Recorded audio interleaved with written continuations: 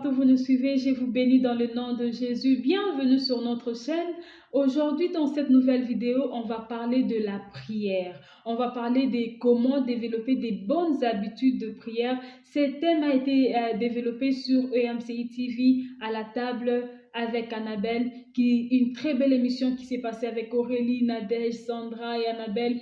Une très belle émission. Pour celles ou ceux qui n'ont pas encore suivi cette émission, je vous conseille d'aller suivre cette émission qui a très bien fini par la prière, par le parler en langue. Ça a vraiment impacté les gens. Je suis sûre que si tu vas suivre cette émission, ça va te faire du bien. Alors, pour plus d'enrichissement sur ce point, sur ce sujet de la prière, elles ont parlé de comment développer des bonnes habitudes de prière. Comment développer des bonnes habitudes de prière. J'aimerais te parler selon ce que j'ai compris, selon ce que le Saint-Esprit m'a permis de comprendre cette belle émission pour encore enchérir, pour encore ajouter sur ce que les filles ont dit. La prière, c'est vrai, la prière, c'est de l'oxygène pour un chrétien. La prière, c'est tout ce qui fait qu'un chrétien puisse vivre, parce qu'on ne peut pas t'appeler chrétien sans que tu sois avec une vie de prière, sans que tu n'aies la vie de prière. On ne peut pas t'appeler chrétien. Un véritable chrétien, c'est celui qui passe une journée avec le Seigneur, celui qui ne passe pas de journée sans parler à son Créateur. C'est ça un véritable chrétien. Et la prière aussi, c'est une discipline. Imaginez-vous un mari et une femme dans une même maison, qui habitent une même maison, qui mangent ensemble, qui dorment sur un même lit, mais qui n'arrivent pas à se parler toute une journée. Vous voyez que c'est anormal. Et que dire de notre Dieu? Il vit au-dedans de nous. Il est partout avec nous. Comment on peut passer une journée sans le parler? Alors, il faut développer des bonnes habitudes qui vont faire à ce que ta vie de prière soit pas seulement épanouie, mais que ta vie de prière soit une vie où tu ne vas pas te fatiguer de la prière. La prière, c'est une discipline, et toute discipline, c'est une règle de conduite que tu t'imposes au fait. Tu t'imposes une règle de conduite pour vivre en harmonie avec le Seigneur, pour vivre en bonne relation avec le Seigneur. Et toute discipline n'est pas facile. N'est pas facile parce qu'au début, l'ennemi ou le vieil homme peut t'empêcher de prier, peut t'empêcher de développer ces bonnes habitudes, mais avec l'aide du Saint-Esprit, tout est possible. Avec l'aide du Saint-Esprit, tu vas y arriver. Avant d'abord de commencer à développer des bonnes habitudes, il faudrait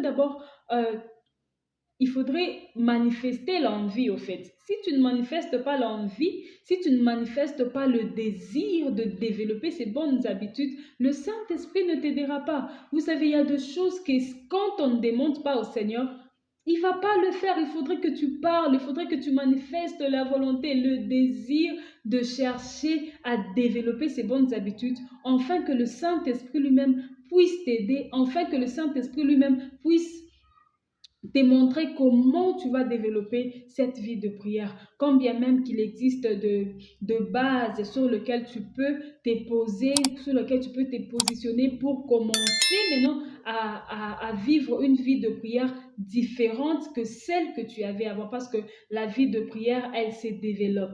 La vie de prière, elle grandit. Tu ne peux pas faire 2 ans, 3 ans dans la marche chrétienne et rester toujours comme un bébé. Même la Bible le dit qu'à un certain moment, il faudrait le lait, mais après le lait, il faut passer à une nourriture solide. Tu ne vas pas rester collé jusqu'à ce que tu grandisses. Non, même un bébé, quand tu as un bébé dans ta maison et que ce bébé ne fait que manger le lait, ne fait que téter, ne fait que manger la bouillie sans passer à la nourriture solide à un moment donné de son âge, cela va t'inquiéter. C'est comme ça aussi avec la vie de prière. La vie de prière, elle se développe, elle s'agrandit et elle devient passionnante quand on y met des bonnes habitudes.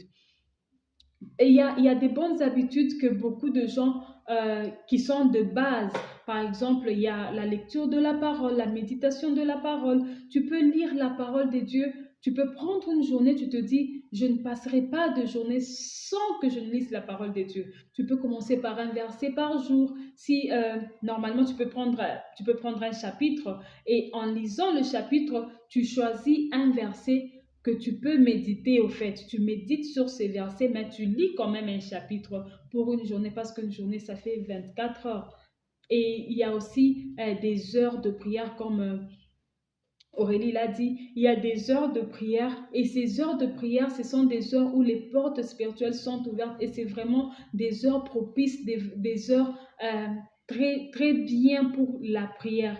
Et ces heures, il y a la 6e heure, il y a la 3e heure, il y a la 9e heure, il y a la 12e heure, que ce soit en avant ou en après-midi, ce sont des bonnes heures pour la prière. Au début, ça peut être compliqué, mais tu peux prier même pour 2 minutes, 10 minutes. Si tu vois qu'il est 15 heures, il est 3 heures du matin, tu te réveilles, 12 heures, tu pries même pour 5 minutes, 10 minutes, tu verras que ça sera quelque chose qui va s'attacher à toi et ça sera comme l'horloge, le Saint-Esprit va t'aider, ça sera comme l'horloge dans ta tête qui va commencer à te rappeler qu'il est 12 heures, tu dois prier, il est 6 heures, tu dois prier, il est 9 heures, tu dois prier.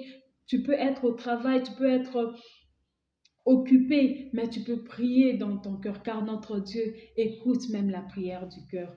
Il y a aussi une autre habitude qu'il faudrait développer, il y a la prière en famille. La prière en famille, en tout cas, c'est quelque chose de très important. Pourquoi? Parce que vous avez tous la même foi, vous vous basez tous sur le même Dieu et vous priez ensemble. Cela vous aide de comprendre le langage de la Bible ensemble, de comprendre le même langage parce que dans la journée, il y a beaucoup de choses qui se passent. Celui-ci, il est au travail, l'autre à l'école, l'autre, je ne sais pas, chez les amis. On écoute tellement beaucoup de choses que le soir, quand on s'est réunis, il est très important de rassembler nos pensées, de rassembler nos idées et de le mettre en prière, de prier ensemble, d'avoir la même foi. C'est vraiment très important et cela aide aussi à grandir. C'est une habitude qui va pas seulement grandir, qui va te faire grandir personnellement, mais cela va aider aussi toute la famille à grandir et ça va aider à vos âmes d'en profiter au maximum. Même si dans la famille, il n'y a pas cette habitude-là, tu peux être la première personne qui instaure cette habitude dans la famille. La famille, c'est vrai, ne prie pas à un certain moment. Tu peux voir le soir quand tout le monde sont rentrés à la maison, tu te dis à ces heures-ci, tout le monde est là. Je veux les appeler. On va prier même pour 10 minutes, 20 minutes, 30 minutes, mais que ça soit une prière en famille, une prière d'ensemble. C'est très important, mes bien-aimés, et c'est une très bonne habitude qu'il faudrait développer. Il y a aussi quelque chose que beaucoup de gens négligent. Quand tu es chrétien, tu es d'abord un disciple de Jésus. Et un disciple, il est discipliné. C'est pas pour rien que les 12 disciples, on les appelait disciples. Pourquoi? Parce qu'ils avaient de discipline, entre autres la prière, ils avaient des choses, ils vivaient pas comme tout le monde. Et toi, chrétien, tu ne peux pas vivre comme tout le monde. Il y a ce point que j'aimerais parler, le point de la musique. Tu dois bannir la musique mondaine, comme on l'appelle, la musique païenne. Tu ne peux pas être chrétien et écouter, tu te réveilles le matin, tu pries, mais quand tu es dans le bus, quand tu es en route pour le travail, tu y as tout au long de chemin la musique qui ne glorifie pas le Seigneur, la musique qui ne t'édifie pas. Il faudrait savoir que derrière chaque musique, il y a un esprit. Et c'est cet esprit-là qui influence, au fait, les âmes, qui influence ton esprit quand tu écoutes cette musique-là. Ce qui est bon, une bonne habitude aussi à développer, c'est d'arrêter de bannir, d'arrêter d'écouter la musique païenne, la musique qui n'est pas la musique qui va t'édifier, au fait. Il y a encore une habitude qu'il faudrait développer aussi, c'est de partager la parole de Dieu ensemble avec les gens autour de nous, prier avec les autres, c'est aussi des bonnes habitudes qu'il faudrait développer. Il y a aussi la dernière chose qu'il faudrait euh, développer, c'est tu imposes à tes pensées, tu t'imposes toi-même à commencer à se rappeler que tu appartiens à Jésus, que tu appartiens à Dieu, que tu es dans ce monde, certes, mais que tu n'es pas de ce monde. Si tu te rappelles de ça à chaque fois, à chaque instant, quel que soit l'endroit où tu es, tu verras que les points que je viens de citer si haut ne sera pas difficile pour toi. Tu vas faire même plus, tu vas faire même mieux parce que tu te rappelles à chaque fois que je suis enfant de Dieu. Et un enfant de Dieu doit prier. Un enfant de Dieu doit être en contact avec son Créateur. Je suis enfant de Dieu. Et un enfant de Dieu n'écoute pas la musique mondaine. Un enfant de Dieu ne mélange pas les choses. Un enfant de Dieu marche dans la sanctification et cela va aussi t'aider à développer une vie de prière passionnante, une vie de prière euh, sans précédent en fait. Tu pries comme tu n'as jamais prié. Pourquoi? Parce que tu développes des habitudes qui te fait grandir, des habitudes qui te fait du bien tous les jours et cela peut t'aider toi et la famille autour de nous. Voilà ce qui en est tout pour cette belle émission que Annabelle a eue avec les filles à sa table. Je vous encourage d'aller suivre, je vous encourage de vous abonner, de liker, de partager, afin d'édifier aussi quelqu'un autour de vous. Que Dieu vous bénisse, que Dieu bénisse Annabelle, que Dieu bénisse sa table, les filles de sa table, que Dieu bénisse toute l'équipe EMCI TV. À la prochaine pour un prochain sujet qui sera développé sur la table d'Annabelle. Que Dieu vous bénisse.